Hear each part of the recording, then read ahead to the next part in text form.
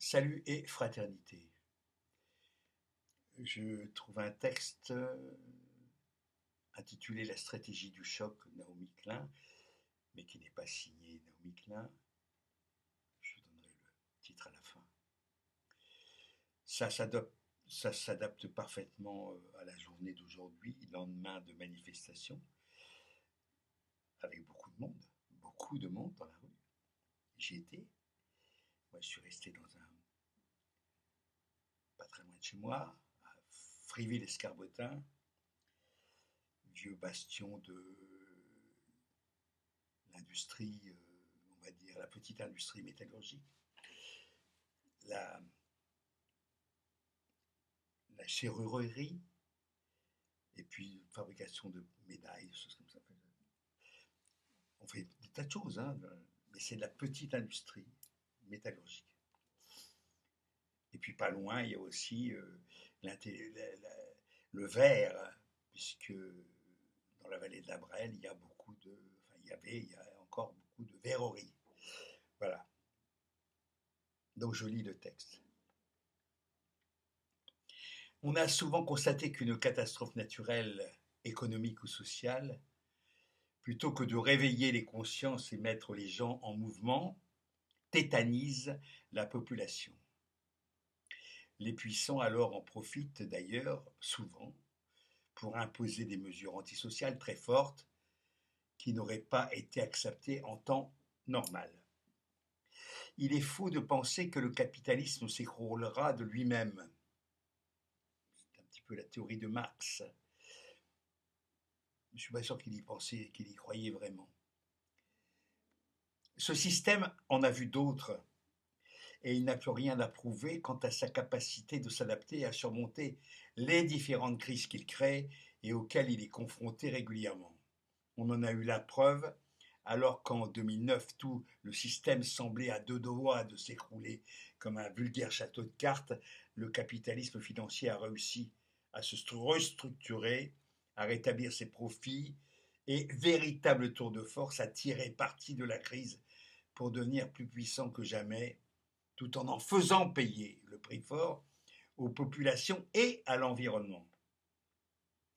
Ainsi, Frédéric Lordon affirme que l'indignation et la colère ne suffisent pas à porter un mouvement de transformation sociale. Pour lui, le vrai carburant de la transformation, c'est l'espoir, c'est-à-dire des perspectives claires, de l'orientation à prendre et la conviction qu'il est possible d'en prendre le chemin.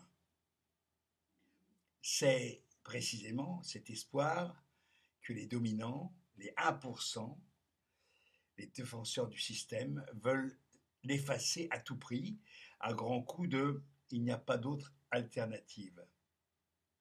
Jour après jour, l'oligarchie financière à l'aide des grands médias privés dont elle est propriétaire distille son opium et sa petite musique.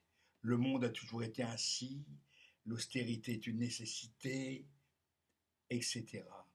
Ces affirmations mensongères jouent un rôle très négatif en rangeant celles et ceux qui veulent agir pour changer le monde du côté des rêveurs. Elles nourrissent le fatalisme et la résignation.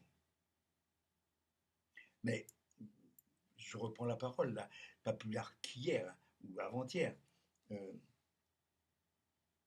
des gens disent mais Macron doit bien rigoler quand il voit les gens arpenter le pavé. Voilà, oui. Bien sûr, je suis persuadé qu'il rigole, c'est évident. En 1789 aussi, 88, on rigolait dans les châteaux. Hein, voilà. En 45 aussi, on rigolait. En 44, on rigolait avant le débarquement. D'accord. Voilà, enfin, donc, comme quoi rien n'est écrit, rien n'est joué. Simplement, moi, maintenant, je vois ici et là euh, des gens qui ont l'air d'être de mon bord et qui disent mais ça sert à rien, c'est foutu. Je leur dis dégage quoi, dégage, t'as rien à foutre là. Faut mal quand tu me plombes, donc dégage. Voilà, je reprends le texte. Comment réfléchir sereinement à un autre monde si on part du principe qu'on ne pourra pas le changer? Ben voilà, c'est exactement ce que je viens de dire. Comment s'engager à lutter pour un monde meilleur si on pense que de toute façon c'est foutu? Construire l'alternative commence par refuser de se laisser endormir par les idées préconçues qui visent notre renoncement. Rompre avec le fatalisme, c'est récupérer sa liberté, de penser, son analyse critique et son optimisme quant à la possibilité de changer les choses rapidement et efficacement. L'étincelle de la conscience et de la volonté révolutionnaire s'allume dans le combat, disait Rosa Luxembourg. Soyons clairs, on ne pourra jamais être certain que nos actions porteront leurs fruits. Un combat n'est jamais gagné d'avance, a fortiori celui contre une classe dominante mobilisée, consciente de ses intérêts et disposant de tous les moyens de les défendre. On voit qu'ils n'hésitent devant rien. Le mensonge, les flics, la délation, la diffamation, ils ont le pouvoir, ils ont la justice, voilà. Donc, ils y vont. Simplement, il faudrait aussi que quand on envisage le renversement, nous soyons aussi capables d'y aller aussi. C'est-à-dire de les mettre hors d'état de nuire. J'assume totalement ce que je dis. Il est même possible que nous n'y arrivons pas, je reprends le texte. Mais au lieu de nous pousser à l'immobilisme et au repli sur soi, cela doit nous engager à avoir encore plus de courage pour être à la hauteur des défis à relever. Les gilets jaunes, les révoltés, les utopistes libertaires, les anticapitalistes, les anarchistes et les autres continuons à sortir dans la rue, mais pas seulement.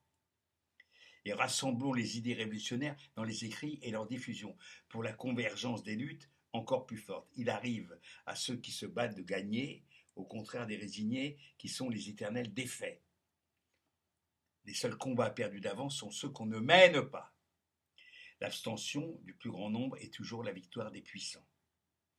C'est signé Cyril Sironval, ça date de 2014. J'ajouterais que je vais reprendre une vieille rengaine, que j'étais hier donc à Fréville-Escarbotin, j'ai écouté les gens, j'ai vu beaucoup de gens, évidemment, de la CGT. Ouais. Et puis, j'ai écouté les discours, il n'y en a pas eu beaucoup, mais ils étaient là, quoi. Et ces gens-là ne voient pas au-delà de la lutte syndicale. J'ai pas entendu de grandes déclarations d'ordre politique. Bon,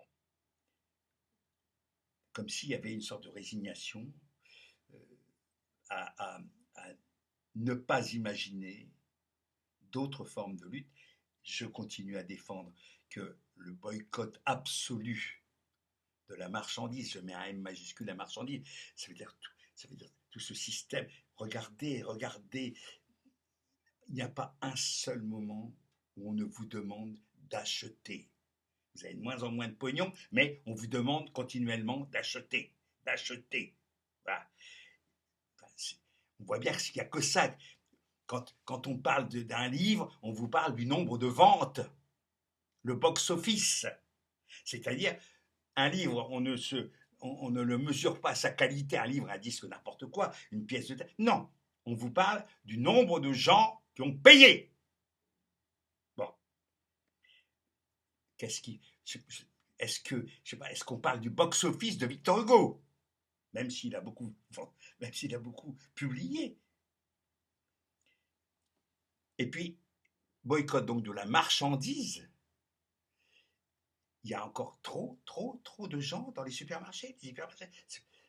Évidemment. On va me dire, il n'y a plus beaucoup d'alternatives. Si, il y a des AMAP, il y a des... Et puis, il s'agit encore une fois, c'est comme une grève, c'est pas tout le temps. Il suffit de mener un combat jusqu'à ce que le pouvoir plie. Après, on fait autre chose. Après, on invente. L'an 01. On arrête tout, on réfléchit, et c'est pas triste. Mais est-ce que je vais continuer jusqu'à mon lit de mort à continuer à défendre ce genre d'idée que personne n'entend? Donc, donc, la marchandise et le spectacle. Il faut reprendre les situationnistes qui ont... On voit bien que la politique, la vie sociale est devenue un gigantesque spectacle, avec tous les inconvénients du spectacle. Et voilà. On entend ou on voit parfois des choses, on entend parfois des choses bouleversantes de vérité, d'intelligence, etc. Et puis tout de suite après, paf, une page de pub. Et puis après, tout de suite, un con pour dire, bon, c'est pas tout ça, mais demain, il y a école. Enfin, ce genre, d'accord. Bon, il faut, si on n'est pas, si on n'a pas la capacité d'être bouleversé, si ça vous fait pas, si ça ne va pas dans les tripes, alors allez crever. Voilà. Ah ah ah, bon Dieu. Hasta la victoria.